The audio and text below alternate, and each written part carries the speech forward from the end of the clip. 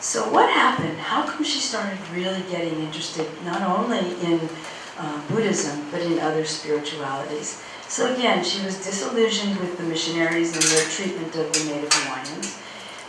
She had a natural curiosity about spirituality and different approaches to religion, and she was interested in her own native Huna. So this began her quest, and she began to study different spiritual traditions. And then she was in a deep state of grief for many years after her husband's early death, and she was seeking solace as well. She met a man named Augusto Marquez in 1880, and with him created a salon. Now that was the time of the salons in Europe. Gertrude Stein and all the different artists and poets who had salons in their homes in Europe. And she was a traveler. She had traveled around and she knew a lot of people, and she decided to create her own secret salon in her home and also in Thomas Foster's building downtown. The building is still there. We have a photo in here. It'll come up in a minute. It's, what's at the bottom, Dexter? What's that bar? O'Toole's. O'Toole's. It's in O'Toole's building. And it still says T.R. Foster on the top of the building. But that's where he had his business. But they would meet there sometimes, or they would meet in her home. And they would invite spiritual speakers from all over the world to come. And Mary Foster, being quite wealthy, not only from her own business acumen, but from her husband's holdings and her father's. And her father had really helped her as well financially. And she and Augusto Marquez started inviting all of these people. Now, he's quite an interesting guy. Nobody knows about him, right? Anybody hear of Augusto Marquez before? Neither had I. So he was born in France in 1841, but he was a mixture of many, many different ethnicities. He was part French, he was part Scottish, he was part Spanish, he was part English. And he lived all over the world. His father was in the French Foreign Legion. They spent time in Africa, mostly in Morocco. And he was schooled in Paris. He studied medicine and was going to be a doctor. And for some reason, his mother asked him not to go into medicine. And nobody knows exactly why. But after she died, he took a long ship cruise around the world, and he ended up in Hawaii in 1878. And he just fell in love with Hawaii. And Punahou had just begun not long before. And he also was a tremendous musician, a composer, and also a pianist. And he started teaching French and music at Punahou. But he was doing more than that. He was buying up small plots in Manoa Valley. And he created the first artesian well in Manoa Valley, which gives the major amount of water to Manoa.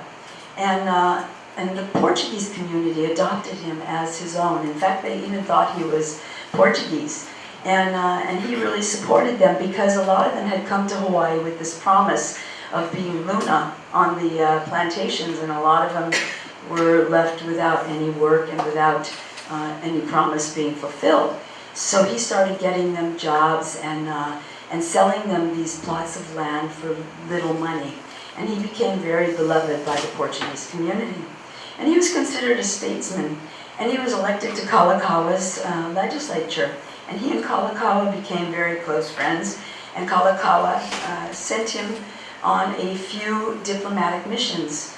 He went to Russia, he went to France, and over time he was the consulate general for many, many different countries because he had traveled so much and he knew so much that he was able to represent those countries, and he spoke all the languages. So he was at the time the Russian consul, the Panamanian consul, the French consul, the Belgian consul, and the Portuguese consul. He was an amazing, amazing man. And he was awarded the Order of Merit by David Kalakaua, particularly for the work he did in Hansen's disease, along with William Hillebrand, who we'll talk about in a little bit, who was a physician. And he was also awarded the Companion of the Loyal Order by Queen Kapiolani. So he was quite beloved. And he was interested spiritually as well. And he first introduced Mary Foster to theosophy. He was kind of taken with the Theosophical Society, and he started a Theosophical Society here in 1894 with Mary Foster. Now, she had already been knowing about theosophy for a while. They had met earlier, and she was doing her own reading, and he was a part of the salon that she was hosting in her home. And so the Theosophical Society became something very important to her. And it's interesting, the relationship between Theosophy and Buddhism. Very interesting what happens with the Theosophical Society. So, if anybody, does anybody know about the Theosophical Society? Have you heard about it? Okay. Now, some people thought it was kind of a weird cult because of the people who started it, and it's kind of interesting. It began in 1875, and it was created by a woman named Madame Helena Petrova Blavatsky and Colonel Henry Steele Olcott. He had been a colonel in the Civil War. And she was in New York, and she was doing these sort of meetings and seances and all this kind of stuff. And he was kind of interested in what she wrote about her philosophy and what this, this philosophy was that she gained. Well, she said that she had lived among ascended masters in the Himalayas. She was Russian. And she said that she had lived with these ascended masters. And that actually, according to them, we had been highly developed spiritual beings, that we had true consciousness. And then somehow it declined and we forgot. And so she was there to sort of transmit the teachings from the ascended masters, all these different philosophical masters who were spreading this kind of information about what had happened and what the real true nature of being was. Now, the Theosophical Society welcomed all different sort of perspectives. Jesus was considered an ascended master. The Buddha was considered an ascended master. All the great teachers were considered ascended masters. So she was kind of a wild being. And she was in New York. She met Olcott, and he decided to hook up with her. And they became partners of whatever nature, we're not quite sure. And they traveled around together. And then in 1880, they decided to move the Theosophical Society to India. They had 60 centers by this point in 1880, all over the world. It just was like wildfire, because people were concerned about what was happening. This was coming to the end of the millennium. People were concerned, just like they were at the end of our millennium, what's going to happen next. There was a lot of fear about what was going to happen. The world was going to fall apart, this whole millennial kind of thinking. And there was a big interest in the Theosophical movement in India. So they moved to India, and they recruited Krishnamurti. Everybody know who Krishnamurti is? Quite a lovely man. And he was with them for a short time, and then, as you know, he never wanted any institution around him. And it happened that a lot of people created institution around him without him wanting it. And it remains today that same way. He never wanted institution. He just wanted to share his ideas. So he was with them for a bit, but he left. And then, in 1881, they went to Sri Lanka. And as soon as they arrived in Galle, in the southern part of Sri Lanka, they took precepts as Buddhists. And they said, Theosophical teachings are the same. They're inclusive. They're about the Buddha as well. So they took vows as Buddhists. And of course that enamored them to the Sri Lankan people, the Sinhalese people. And they met Dharmapala, who was already going through his own sort of searchings, and I'm going to tell you a little bit about him because he's quite important, not only throughout South and Southeast Asia, but to Mary Foster as well.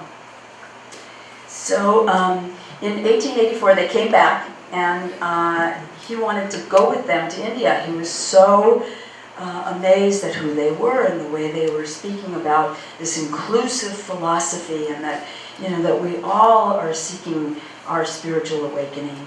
And they were going to let him go. His parents were going to let him go. And then his father had a dream the day he was going to leave and said, "No way."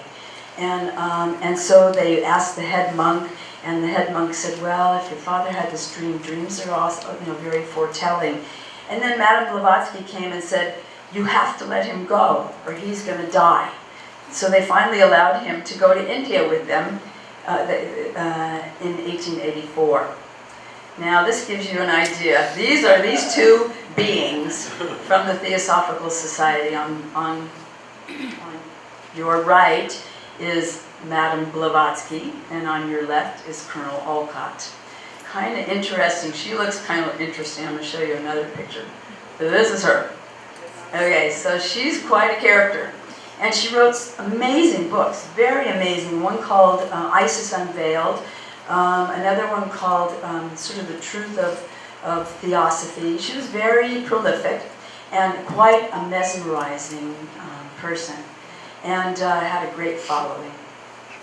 Colonel Olcott, as I said before, had been a colonel in the Civil War and had his own spiritual hunger. And so, of course, when he met her, he was enamored and joined her. And they stayed together pretty much until she passed away. So, Dharmapala goes with them to India, okay? And he stays only 6 months and decides Buddhism's his path, not theosophy. So he talks to Madame Blavatsky and she says, "Go home. Go home and study your Buddhism." Now you have to remember, he was born in 1864, okay? And 1864, the British were still very much in control of Sri Lanka. And Buddhism had been suppressed. And so a lot of children had to take Christian names in Sri Lanka at the time. And it was a majority Buddhist, so it's kind of, interesting. And some people converted because they got benefit from the British education and all of this. But his family stayed Buddhist. But he went to Catholic schools, and he kept having lots of trouble there because he couldn't reconcile his own thinking and his understanding of Buddhism with what they were teaching in these schools. He kept getting kicked out of school. And finally, they allowed him to go to a Buddhist school and to study with a monk there. But the monk really wanted him to become a Buddhist monk, and his father wanted him to have a very different life. So they took him out of that school, and he ended up going to St. Thomas College and studying everything. Very brilliant guy. He graduated first in his class and all of that, and became very much a Buddhist scholar, a Buddhist master. So, but he didn't really let go of his relationship with Colonel Olcott and with Madame Blavatsky. He still felt that they had something to share. And he was quite a flamboyant character himself. This is a picture of him. He was 69 at this point. Very handsome guy. And so he decided to go to India and to help Blavatsky and Dharmapala, but from a Buddhist perspective, a Buddhist theosophical perspective, if you will. In 1891, he goes to Bodh Gaya. Everybody know Bodh Gaya? Buddha Gaya? The most sacred site for Buddhists in the world. It's the place where the Buddha was enlightened. So he goes there in 1891, and he is shocked. The whole place is decimated. Buddhist statues with heads cut off and noses cut off, and it was just in ruins. Other statues with red rouge on their faces and a third eye and red bandanas. And he was like, "Oh my God." And so he went to the Mahant, the Hindu Mahant, who was living on the temple grounds as if it were a charnel ground, sort of a cremation place. And he said to the Hindu priest, "This is the most sacred site for Buddhists in the world. I want to be able to help clean this up." And he said, "What happened?" And so the Mahant explained to him, in 1200, the Turkic Muslims invaded India, and Buddhism was the most powerful religion, not Hinduism at the time, and they were afraid that Buddhism was going to overcome their abilities to convert people to Islam. So they killed about 35,000 Buddhist priests and nuns and scholars at Nalanda University, and they destroyed the temple at Bodh Gaya. And it remained kind of dormant until around the 16th century.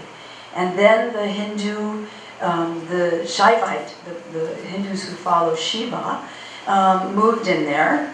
They just treated it as if it was a Hindu temple, and there was an accommodation that was taking place in Hinduism at the time where they incorporate different masters from different religions. So they had already adopted the Buddha and said that he was actually the 9th incarnation of Vishnu, one of their major gods. So they already honored the Buddha themselves.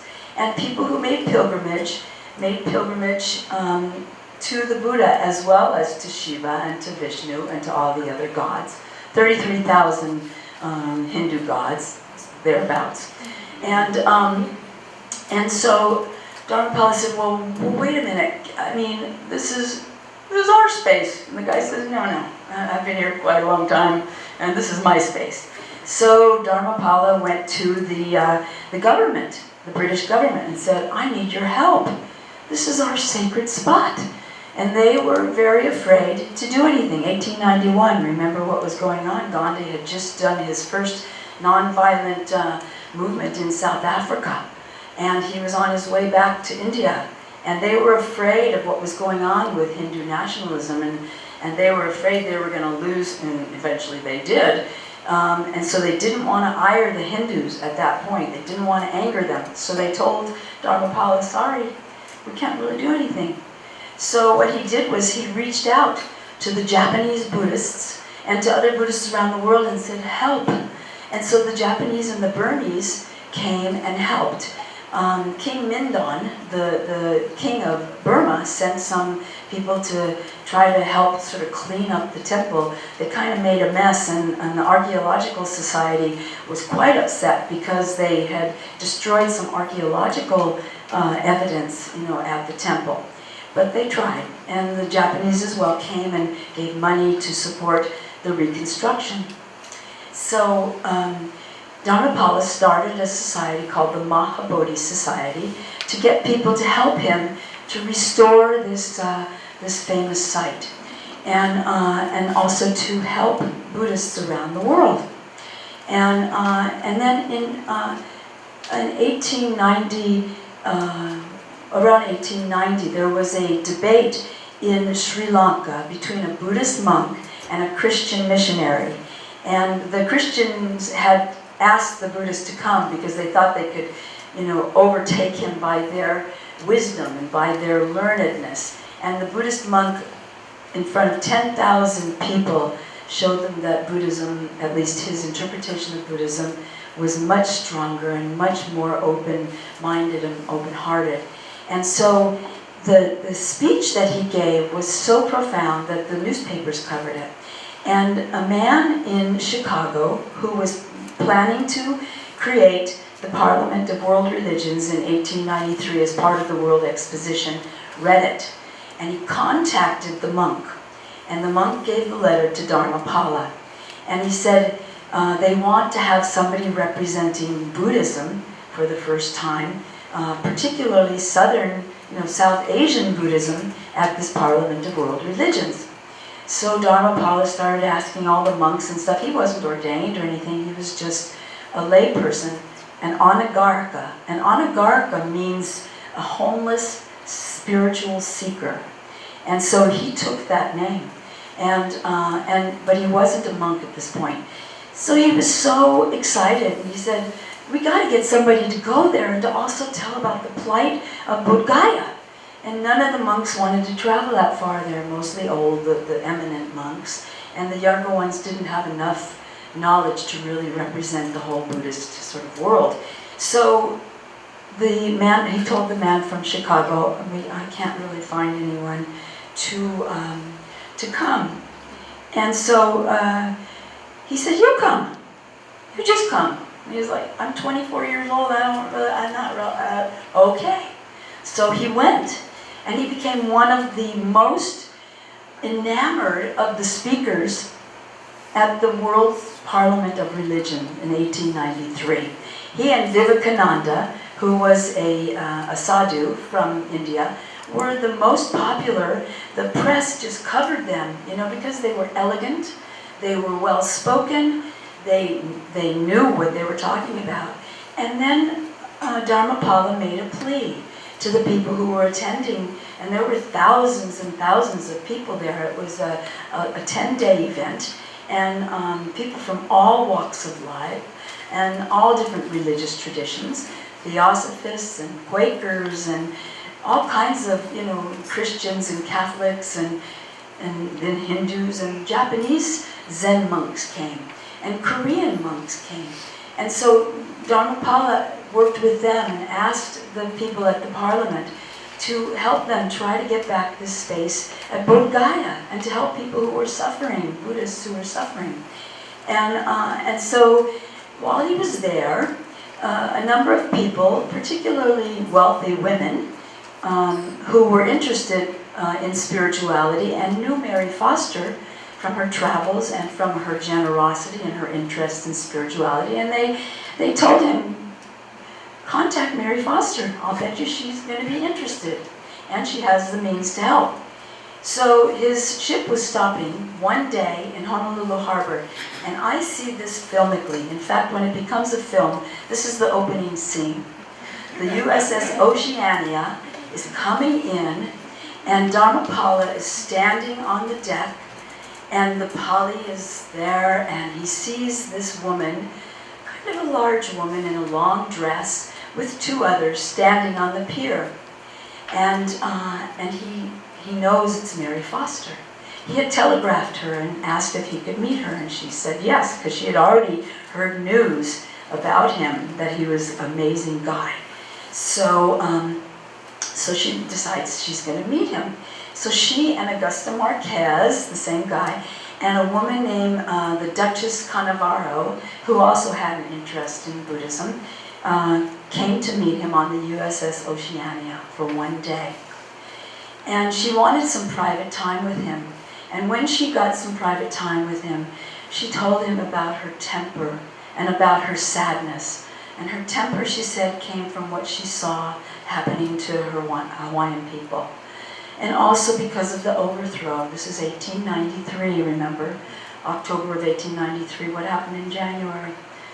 The whole kingdom was overthrown illegally. So she tells him of her sadness and her anger and how she can't control it. He teaches her mindfulness meditation. And he gives her a copy of the Visuddhimagga, which is called the Path of Purification, which is steps to spiritual awakening. It's a 5th century text by a monk named Buddhaghosa. Very nice, readable text if you ever want to read something about sort of those understandings, early understandings of Buddhism. So Dharmapala introduces her to the Buddhist path. Now, we don't know whether she actually became a Buddhist. There's nothing anywhere that we can find, except I found something in the Pacific collection, a bunch of materials from this American consulate program officer in Sri Lanka, who started collecting materials about Anagarika Dharmapala and Mary Foster. And in 1965, the vice president of the East-West Center went there to visit some of the students who were there, and he met this program officer. The program officer gave him this big package of all these materials on Mary Foster, correspondences with Dharmapala, and all this kind of stuff, and was very excited. So he brings back this material, and he wants to get somebody to write a dissertation about it. And so they ask Louise Hunter, and another Buddhist scholar, and Aitken Roshi, Robert Aitken Roshi, who ran the Zen Center here for many, many years. And they all said, the family probably doesn't want that story told, and I have it written on a piece of paper. So I was like, well, what is this about? It's kind of weird.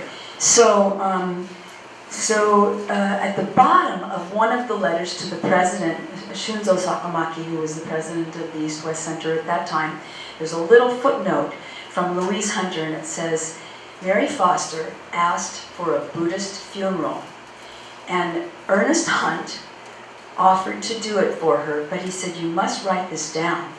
She forgot to write it down, and her family would not allow Ernest Hunt to give her a Buddhist funeral, and instead gave her exactly what she didn't want, a Christian burial.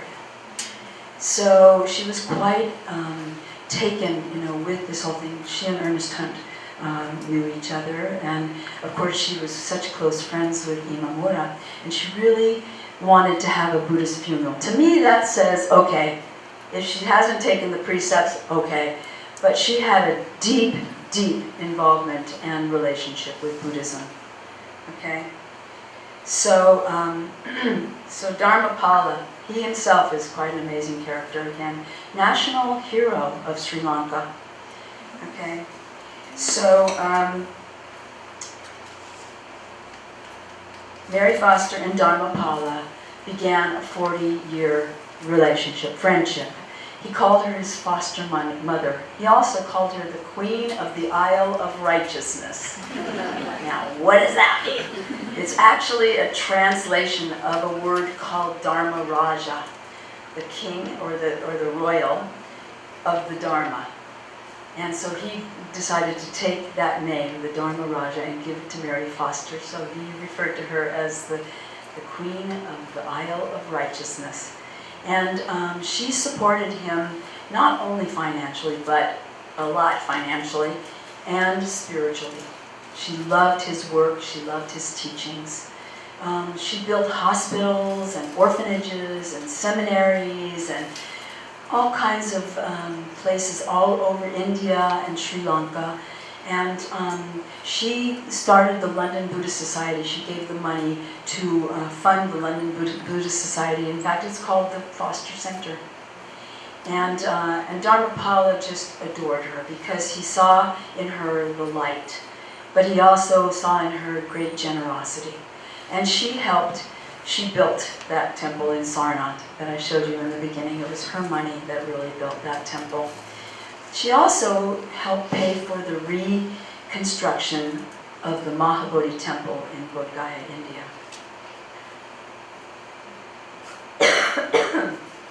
Excuse me. Okay. She built a free Ayurvedic hospital in Sri Lanka, which still stands today, and I went to visit it. And when I got there, it's a beautiful, beautiful hospital. I think I have a photo. You can't see the hospital, but you can see the sign. It's called the Foster Robinson Free Memorial Ayurveda Salala, which means clinic and hospital. And she wanted people to be able to go. And the major form of medicine, allopathic medicine was just coming in, but the major form of medicine was herbal medicine, Ayurvedic medicine in Sri Lanka and India. So she created a hospital and clinic which would serve the people the way they wanted to be served. And so I got there, and it's outside of the main part of Colombo, the capital of Sri Lanka. And I met the man who runs it. His name was Herbie Senavaratne. And a lovely Sri Lankan man who adored Mary Foster without ever knowing her, because she created a trust that sent money to support that hospital, and even after her death, that money still goes there, as it does to the Maha Bodhi Trust, to support the Buddhist work of Dharmapala. And he said, could you take this letter? I've written this letter to Mary Foster's family to see if they would help me. He said, we once had somebody from their family come and she offered to help. I said, what was her name? He said, I don't remember. I said, you didn't get her information? He's like, no, I didn't. I assumed she would come back, and she never did. I was like, it's hard to get from Hawaii to Sri Lanka. Anyway, so he gave me this letter, and it's asking the family, and it gives them the details of what he's done with this money and how he's served all these people. The place was packed. And every month, he does a puja to Mary Foster to thank her. He's got a huge, big, let me see if it's here.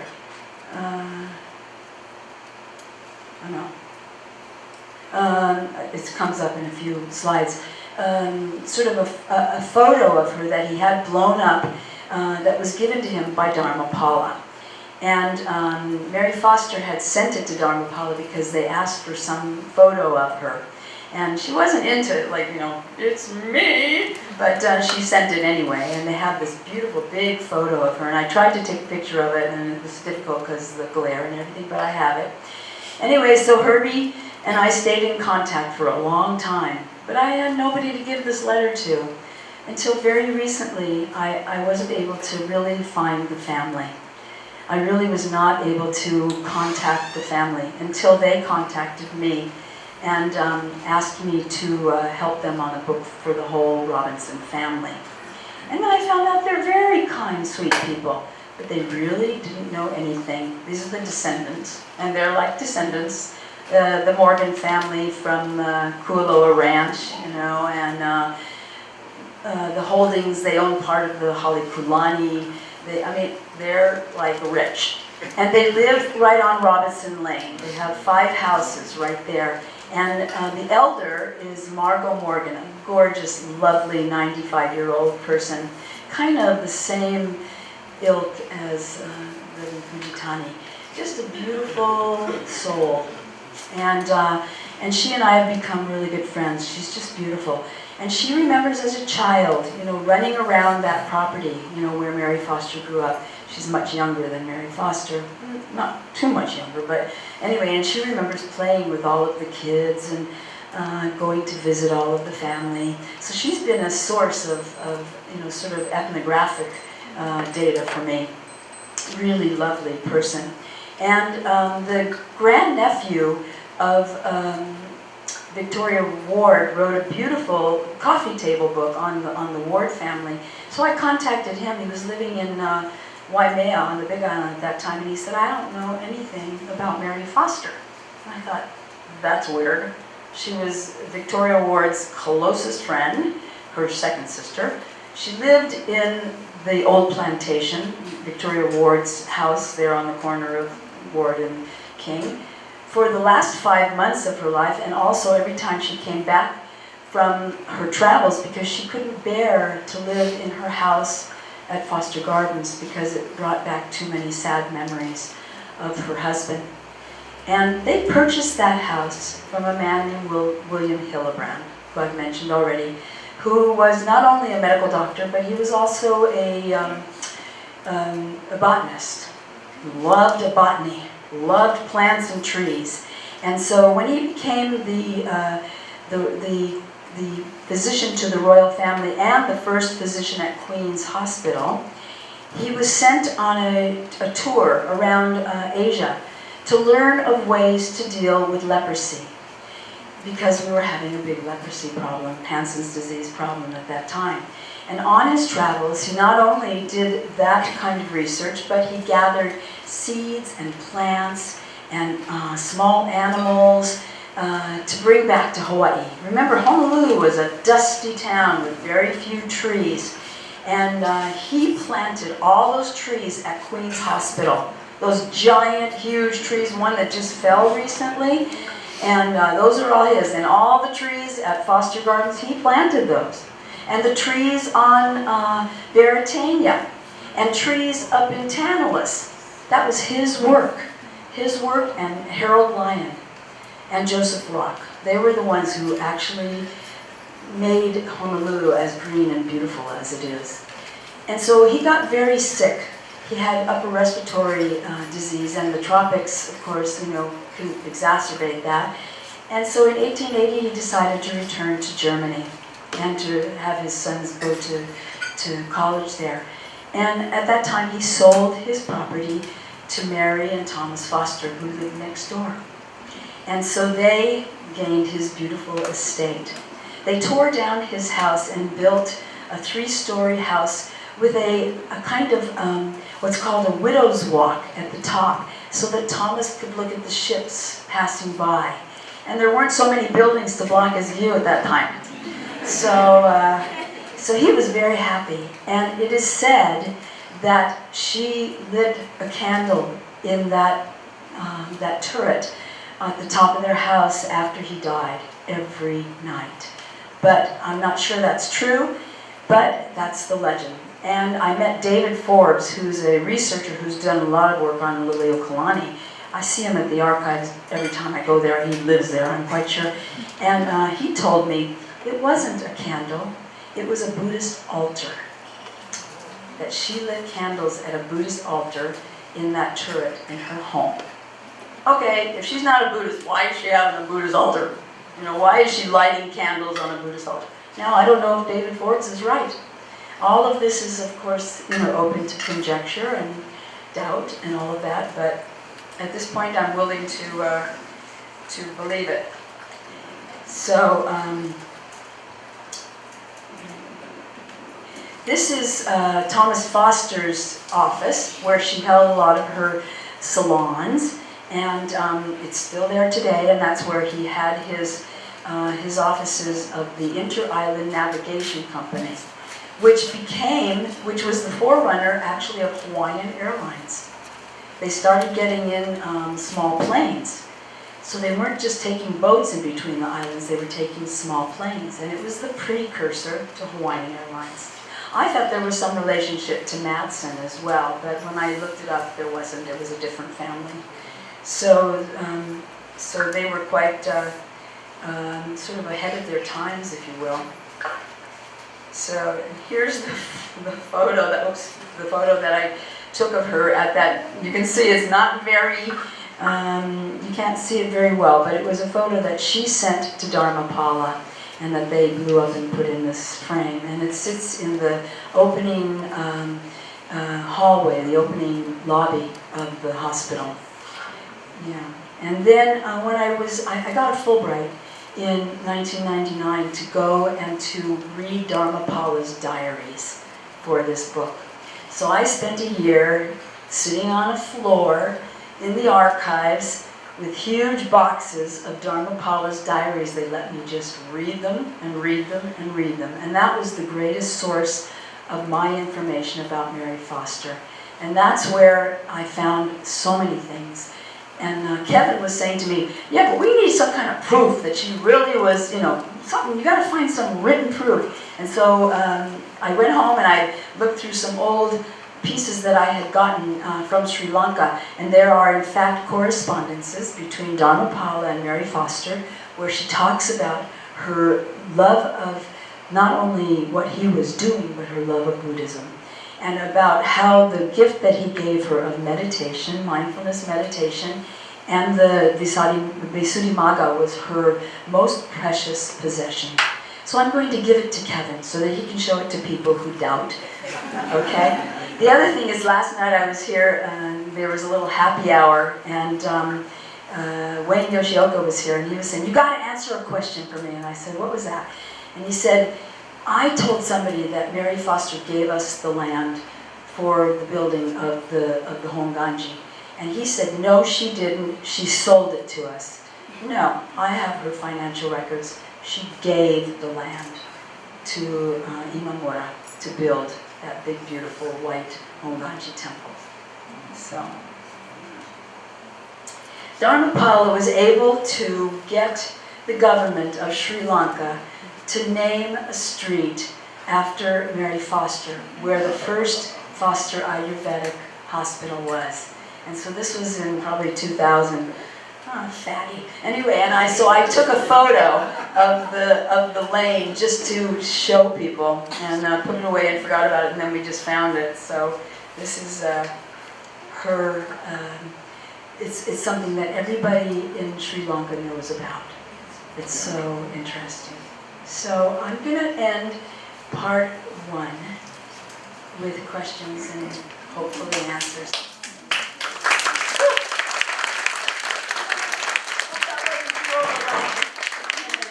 Uh-oh. So.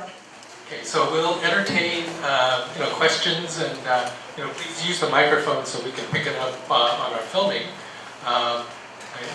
We had a real long first lecture, but it looked like everybody was really enraptured with with the talk of the subject and Pat's wonderful delivery. So we'll be doing questions and answers for a few minutes, and then we'll be taking a good half-an-hour break, so that you can stretch your legs and use the restrooms, which are right through the doorway here, and partake of our wonderful refreshments buffet. But questions? Hi, Matt. How did the Ward family know to contact you? How had they learned about you?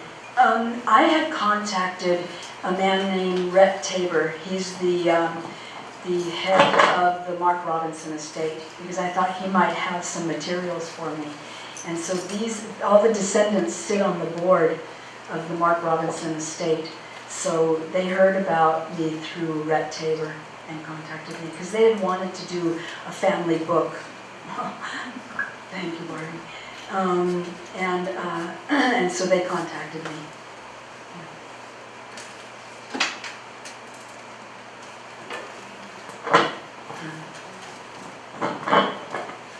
This part, commentary and a question, I guess.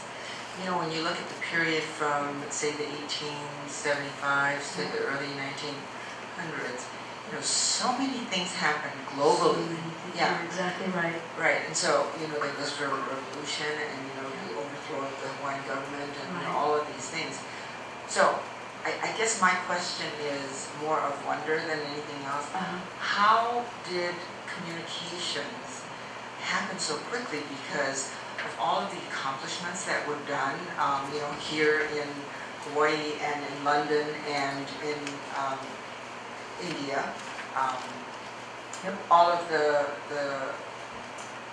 spread, I guess, of the information and the influence. How did that happen? Good old-fashioned letters and telegrams. But even letters had to be delivered by ship, and so they did. Right. Yep, but telegrams went by wire. And also, there was already a wire service for some of the larger newspapers. And so things were recorded. I found so much on her in the newspapers.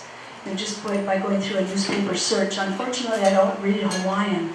And a lot of the things were covered in the Hawaiian language papers.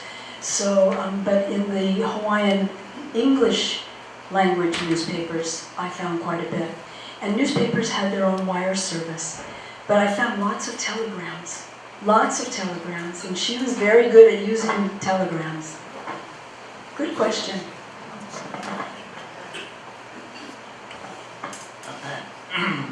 This might not be exactly a question, but I'm of that age when I remember on the corner of Ward and King, there was that Ward estate, that beautiful area. When was that destroyed and replaced by the 1963. 1963. Yeah. There were 3 daughters who remained at home. They cloistered themselves. They didn't want public attention, and they didn't want people going in. It was fully. I mean, if you've ever seen, well, you were there, but it was overgrown, and you couldn't go inside the gates. And somebody recently told me, somebody about your age, that they used to sneak in. There was a place in the fence, and then they would get shooed out by the security or even the sisters if they were outside, and told not to come back in. They wanted to cloister themselves, and the only reason that it was torn down was to build Blaisdell. Yeah.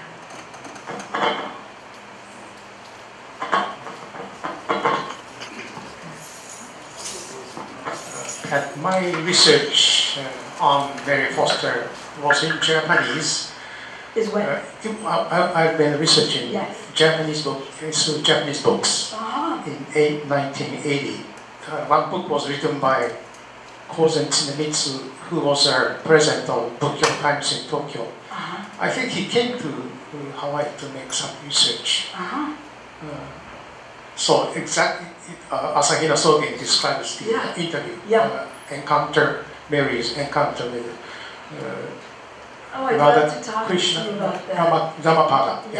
I would love to talk. According to Tsunemitsu Kozen, Mary asked, "I'm so mad, I cannot control my anger."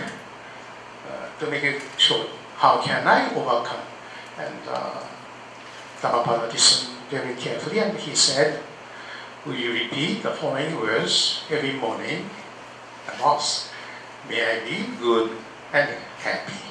May my parents be good and happy," and so on. So that's from the Thank you for that. text called Vishuddhimagga. Okay. Is I'd that love from? to get that. Okay. I'd love to get the information from you. That's lovely. Do you know what that "May I be happy" is? It's a form of meditation that we use called metta meditation from the Metta Sutra. And it's loving kindness meditation. We teach it as a guided meditation, and it's to increase not only your own love for yourself, but to extend loving kindness out to other people. It expands to others. Absolutely. Oh, I never heard that. That's that's lovely. Thank you. Thank you very much for doing this research.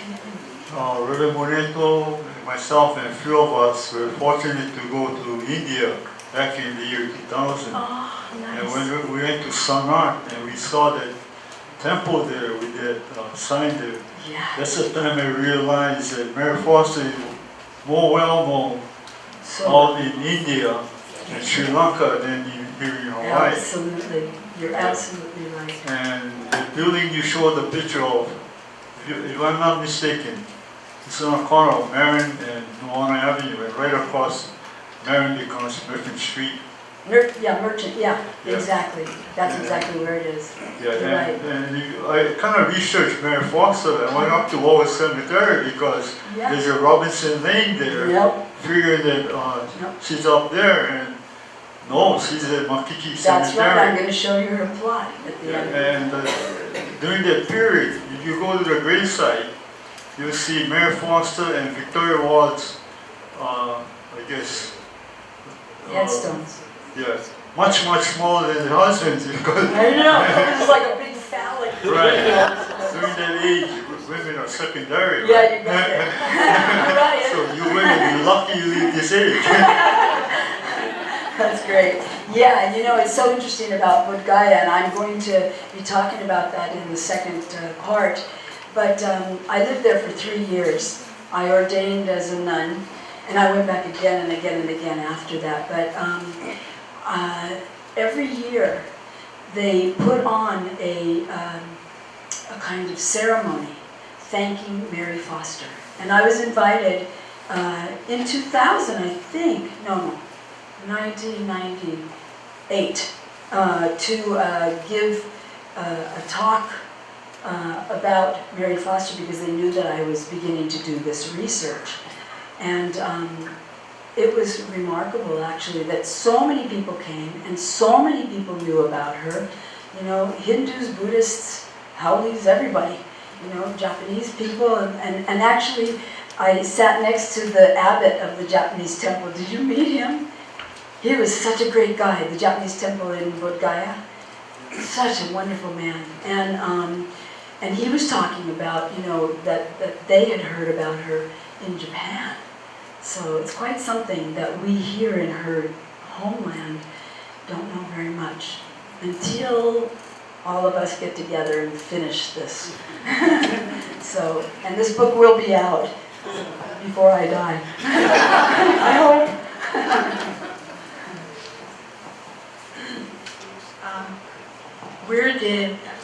David Forbes? Yeah. Where did he get the information that it was a Buddhist altar? He wouldn't tell me. He never tells anybody anything, you know. He's the foremost expert on Liliuokalani, but he won't tell. But he spends hours every day in that archives with his little computer. He's in probably his late 70s, early 80s. And I said, "Where'd you hear that?" He said, "I just heard it." Okay, you know. Because I have heard. That's how I love it. That's perfect. That's perfect. Yeah. Thank you for all that wonderful research on Thank you. I just, at the beginning, had a question about the house and being built on the fort. So, the fort, at the foot of Fort Street Mall, that one? Yeah, Wow. exactly. So, is that right about where the plaza in front of what used to be called the Outback Tower is? Or was it closer to the I don't Olcott Tower? know where the plaza is. Outback Tower is now called Futaba Tower. I would say it's closer to where Aloha Tower is. Yeah. Thank you. Yeah. But that's why Fort Street Mall is called Fort Street Mall, because of that fort. Yeah. And at that time, you know, Liho was king, and Ka'ahumanu was his regent, because he was so young. And they lived in a grass holly right next to the fort. And they really became close friends with James Robinson. Any other questions?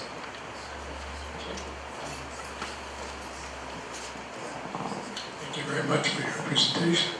I'm curious whether you'd be willing to maybe be on PBS with Leslie Wilcox. You have such wonderful understanding of Mary Foster's contributions here, but that way it would get out to many more people. But Yeah, I don't know if she'd be interested in Mary I think Foster she or would. me. When the book tour starts, we'll That's check right. with Leslie Wilcox. See if Oh, we that can't, Yeah. can't spur that effort. Yeah. Okay, anybody else? Okay. Okay, very good.